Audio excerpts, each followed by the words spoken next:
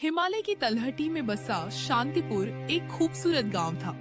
यहाँ के हरे भरे खेत, कल कल करती नदी और ऊंचे देवदार के पेड़ इसे किसी चित्र जैसा बना देते थे। इसी गांव में 15 साल का एक लड़का रहता था जिसका नाम सैमुअल था।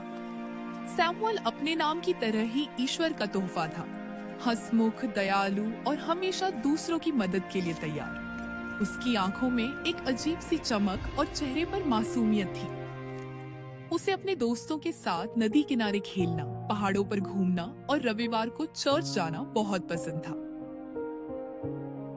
उसके पिता डेविड एक मेहनती किसान थे और उसकी माँ मारिया एक प्यारी और ईश्वर में विश्वास रखने वाली महिला थी।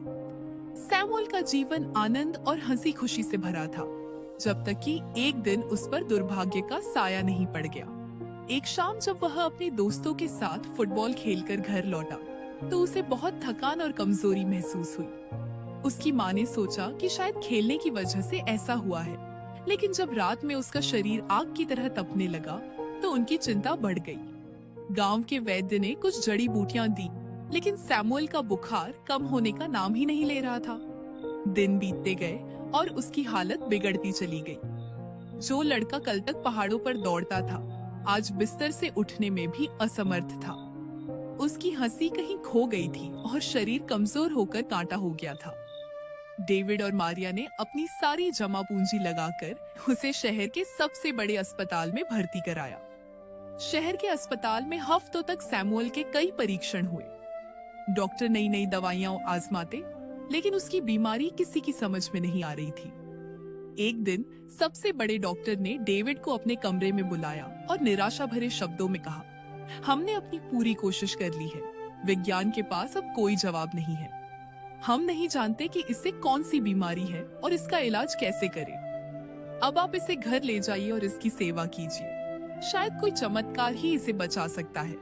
यह सुनना था कि डेविड और मारिया पर दुखों का पहाड़ टूट पड़ा। वे अपने इकलौते बेटे को इस हालत में लेकर गांव लौट आए। उनका घर जो कभी सैमुअल की हंसी से गूंजता था, अब वहाँ खामोशी और सिसकियों का डेरा था। इस गहरी निराशा के बीच अगर कोई शांत और स्थिर था तो वह खुद सैमुअल था। शारीरिक पीड़ा के बावजूद उसके मन का विश्वास अटूट था।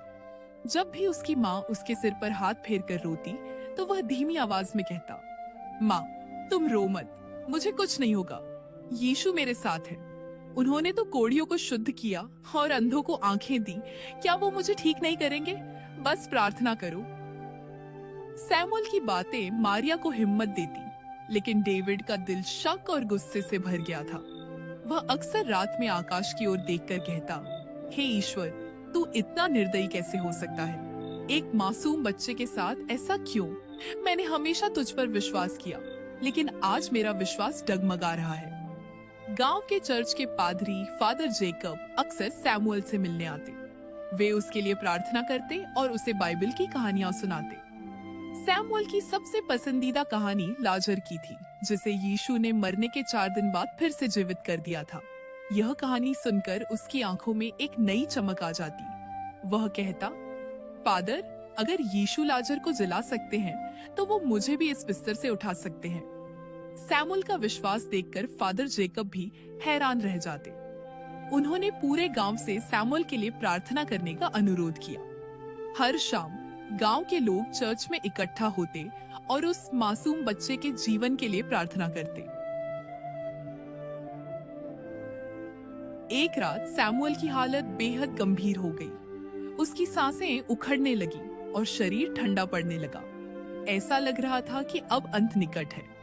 मारिया उसके पास बैठकर रोए जा रही थी और डेविड हताश होकर कमरे के कोने में बैठा था। उस रात उन्होंने जीने की सारी उम्मीद छोड़ दी थी। आधी रात के करीब जब कमरा पूरी तरह से शांत था, सैमुअल ने अचानक अपनी आंखें खोली, लेकिन वह अपने माता पिता को नहीं देख रहा था। उसकी आंखें छत पर कहीं टिकी थी और उसके चेहरे पर एक दिव्य मुस्कान थी, जैसे किसी ने पहले कभी नहीं देखी थी। उसने बहुत ही धीमी, लगभग फुसफुसाती हुई आवाज में कहा, देखो कितना सुंदर प्रकाश है, वो आ गए हैं। मारिया ने घबरा कर पूछा, कौन बेटा, कौन आया है? सैमुअल ने उसी दिव्य मुस्कान के साथ कहा, यीशु, मेरे प्रभु यीशु। उन्होंने मेरा हाथ पकड़ा है।